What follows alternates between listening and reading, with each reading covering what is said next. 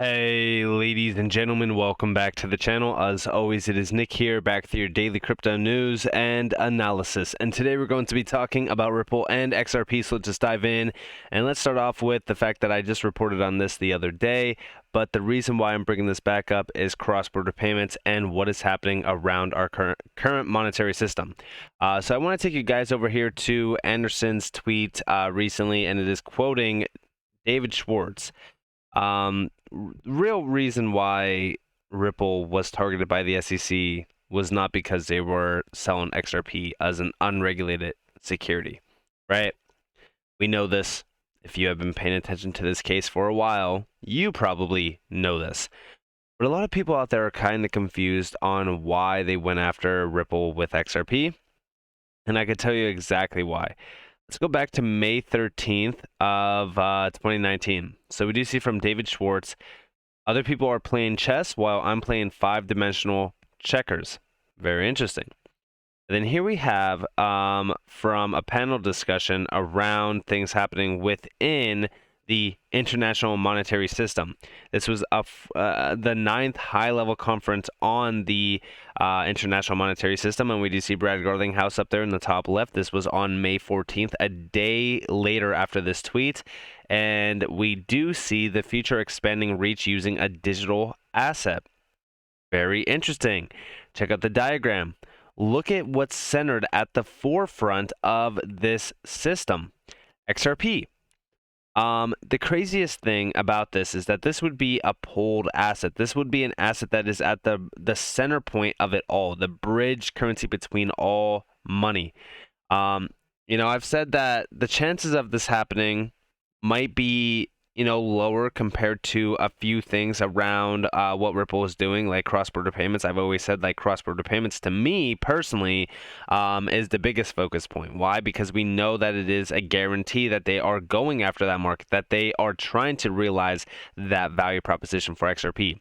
Now, a few other things that we do talk about and address, like all of the money use cases where we do see XRP being the bridge asset between everything, that is a little bit, of a speculative move. But to me, when we look at what is happening around, the world, specifically with cross-border payments, with crypto, with digital assets, with everything, I've been reporting on it for weeks and weeks and weeks, that big shifts are happening. We are seeing major movements from government entities, and it's crazy because when we look at what Ripple is trying to position XRP as, it is the liquidity source. It is the oil that will allow for money to move frictionless and seamlessly. And not only that, but it will be interoperable between all other currencies, aka CBDCs, and we are seeing this big push happen right now. Now, I do want to bring you guys over here to Volante. So Volante, in my opinion, is probably one of the biggest, if not the largest partnership of Ripple's. Why? Because Volante has expansions to a center as well. There's a lot of connections here. We are going to address that and talk about it. But we do see over here, Payments Journal discusses new feature of payments report exploring the initiatives that innovators are pursuing to develop new payment structures and how they're addressing the challenges within the cross-border payments industry. Understand that most of these reports and most of, if not all of the partnerships of Ripple is centered on cross-border payments. Now, real quick, let me go over here to Ripple's website and let me go to cross-border payments. Again, this is why I always focus on cross-border payments as a major use case for XRP, because this is, we know, a guarantee in terms of value that they're going after, but also we know XRP will be at the forefront of this for on-demand liquidity and settlements. And again, you do see, very similar to that diagram that I just showed you guys with all of the currencies, a very similar diagram. It's just showing us two currencies in this transactional method, but just know that XRP could bridge any two currency means. And yes, this means any currency out there. And this should be very exciting for you if you understand how fragmented and inefficient our current payment scene is. Now, let's go over here to another report that got recently posted by Volante, which, by the way, they are on a posting spree. If you guys go over to their Twitter account, they only have about almost 5,000 followers. they don't have many followers at all. And it's crazy that nobody's really looking at Volante. I do think that this is going to be a big player behind Ripple's success. And a lot of the things that they are addressing is expanding opportunities and also the challenges ahead for ISO 20022. They are preparing for the next evolution of payments and payment data structure. And there's a lot more around this. We even do see like Accenture, they are exploring banking in the metaverse and all that kind of stuff. Like we're seeing CBDC discussions, payments in general. I mean, they are ahead of every aspect around this. And yeah, I do think that when we look at Volante, I think that they are a big player behind a lot of things around the Federal Reserve, and we will get to that here in a second. But I do want to also talk to you guys a little bit about Accenture, because Accenture is also a partner of Ripple. Here we have, this goes back in time a little bit. This is a PDF file from, don't think that they give me a date, but I'm pretty sure it's 2019, I want to say. But we do see unlocking infinite value blockchain and collateral management. And this was a very interesting one. I think I broke this PDF file down in the past, but I wanted to bring this up just to give you guys a quick insight on their partnerships and alliances with Ripple, as you guys do see outlined here. And again, we do see cross-border payments as being a big key priority use case that they are focused on, and they were already developing a prototype back then, and we know how large Accenture is because I've reported on them many times in the past.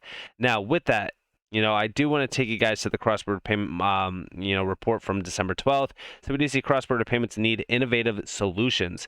And we do see the discussions around digital payments. So digital payment solutions are plentiful and accessible, especially in emerging markets where mobile payment solutions have seen significant adoption. However, this cannot be said for cross-border payments in emerging markets. Users often must bear the exorbitant cost to send funds to family members. And we know how large those funds could be. And we do see CBDCs being discussed down here. So this is basically the end of the article. Besides, again, tokenization is still the way of the future, which we've addressed many times. But nonetheless, we do see the report also looked to gauge attitudes towards the central bank and the central bank digital currency. Respondents believe that central banks didn't have the improvement of cross-border payments as their primary goal when it comes to developing CBDCs. However, respondents said that the interlinking, this is very interesting, the interlinking of domestic CBDCs could prove beneficial for cross-border payments. We have written about CBDCs as an effective delivery method in cross-border payments here. Most of the CBDCs being tested around the globe by central banks are for purposes of retail use cases where the digital currency simply takes the place of walking around cash in banknotes and coins. However, the real cross-border implication is in wholesale CBDCs. More recent testing of large value payments using CBDCs is where we will see much development over the coming year.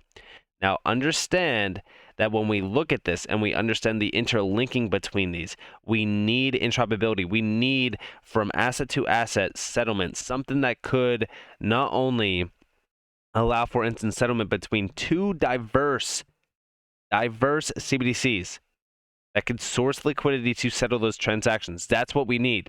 A bridge currency. Guess what is perfectly developed and also designed to be? XRP. This is why when we look over here back at this diagram, like this is why I focus on XRP even now more than ever. I mean, like we know that this was their plan going all the way back to 2019. But this has been their plan for a very long time. It's not just been 3 years. It's not just been 4 years. It's been well over 5+ years in the making. And we are seeing everything kind of, I would say we're starting to see things fall into place. And this is very exciting because we are seeing some of the largest players around the world, specifically within the financial sector, prepare us for the next major stepping stone around what to expect within the adoption cycle of digital payment solutions, digital assets, and even digital systems, DLTs. Now, also, I do want to share with you guys over here from July 4th, 2019. This is from Bank XRP. Banks today have to deal with a lot more different kind of payment types, real-time payment, and new cross-border settlement methods like Ripple and GPI. And this is the VP Product and Marketing at Volante Technologies. Listen closely to this. It's not just about cost reduction. It's also about the fact that banks today have to deal with a lot more different kinds of payment types. Real-time payments, new cross-border settlement methods like Ripple and GPI. And on the front end, they've got to deal with open banking, APIs, and really becoming value-added service A lot providers. to take into account. Exactly. So as a result, the agility that moving to a service model brings, the speed that cloud brings, is, if it were just those things, that would be enough. But the fact that the cloud also is now more secure than a typical bank data center and performs better, really when you put all those things together, it's a huge win for payments as a service providers. And Volante has been behind this technology for a very long time. Again, I want to take you guys back a little bit to April 9th, 2021, a more recent article. This is from Kevin Cage. We see boom, XRP, Ripple, Volante on-demand liquidity. Volante does trillions of dollars per day in transactional volume. Huge tech provider. And here we have a few breakdowns. So I do want to go and put both of these diagrams up real quick. So when we look at this, let me zoom in a little bit just so that you guys can see this. So here's a few things. Accelerate time to value, reduce spend, and free up resources to focus on your business and your customers. This is talking about real-time, instant payments, domestic cross-border payments. And we do see payments generate over $1 trillion of revenue annually, with transactional volumes growing at double-digit rates. We do see IT benefits, reduce TCO by 40%, eliminate legacy infrastructure, accelerate customer onboarding, improve staff productivity, future-proof your investment by easily adding other available payment rails, and then also operate with the highest levels of resiliency, uptime, and security. And we do see 85% of the world's systemically important financial institutions already run on the cloud. Very interesting. And we do see down here ACH, Wire, RTGS, real-time instant cross-border payments. We see direct connectivity to clearing and settlement networks. And we do see Volante payments as a service in the center point here around the cloud. And we do see payment instructions and acknowledgements, any formats, bank system interfaces. And you guys can see the full breakdown down here. Now, as we do go over here, we do see the full pay Ripple processor module. We've talked about this module many times in the past. This is talking about FX rates and how they could be really just, you're seeing a large cut in fees out of this. And this is big because, you know, when we look at Ripple, Ripple is in the cloud. This is the cloud-based solution. This is the payment as a solution connection to possibly 85% of the world's systemically important financial institutions. And this is confirmation of payment settlement and everything. Like, this is, in my opinion, RippleNet at the forefront with, guess what, in the background? XRP around cross-border payments. This is centered on real-time instant cross-border payments. Like, this is a game changer, specifically around a $156 trillion market. And I don't say those figures just to kind of, oh wow, look at, that's a massive number, like blah blah blah. No, listen, this is the value proposition for XRP. Like, this is what we could possibly expect flooding through XRP as a bridge currency. And I've always said, like, it's so interesting when you look at like 1% of that market or even 10% of that market. Like, the values in between those are just life-changing when you think about what value XRP could have, especially when you look at the multiplier effects. And, you know, there's just so much to it, and it's just so exciting. I love to see diagrams like this. I love looking at diagrams like this. I love reading more about this from Volante, because Volante for the longest time has been a big Ripple supporter, and they continue to tout the ideas of how big this entire market will be. And we even do see like real-time data published by EBA Association in Liquidity Management Report. Like, we're seeing big studies on real-time data around liquidity. I just recently talked about how big of an opportunity that is even for XRP as well, because everything is transparent, especially around like liquidity management.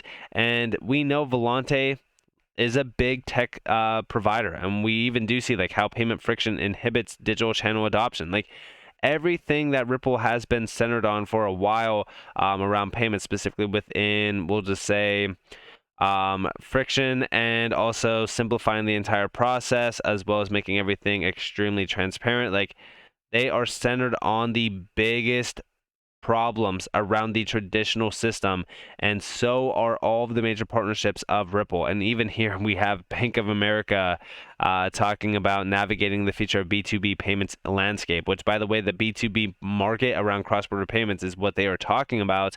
And again, that is a massive opportunity. It's $100+ trillion. So with that being said, I hope that you guys enjoyed this video. If you guys, definitely leave a like, subscribe, turn notifications on if you guys want more free content. You guys are more than welcome to follow me on Twitter and join the free Discord down in the description below.